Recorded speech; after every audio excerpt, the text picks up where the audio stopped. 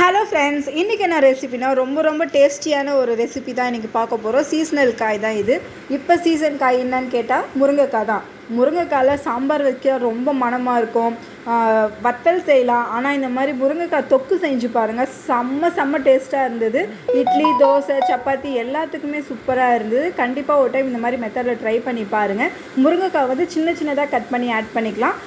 சின்ன வெங்காயம் 2 கை, 4 தக்காளி, இஞ்சி பூண்டு பேஸ்ட் 1/2 ஸ்பூன், எண்ணெய் போட்டு கடுகு வெந்தயம் போட்டு தாளிச்சிட்டு வெங்காயம், தக்காளி, மஞ்சள்தூள், கல்லுப்பு எல்லாம் ஆட் பண்ணிடலாம். சின்னதாக முருங்கைக்காய் கட் பண்ணி ஆட் பண்ணி நல்லா வதங்கணும். பிறகு அந்த முருங்கைக்காயோட எசன்ஸ் ஸ்மெல் எல்லாம் வந்து அந்த எண்ணெயிலே நல்லா வதங்கினா தான் நமக்கு சூப்பராக டேஸ்டியாக கிடைக்கும்.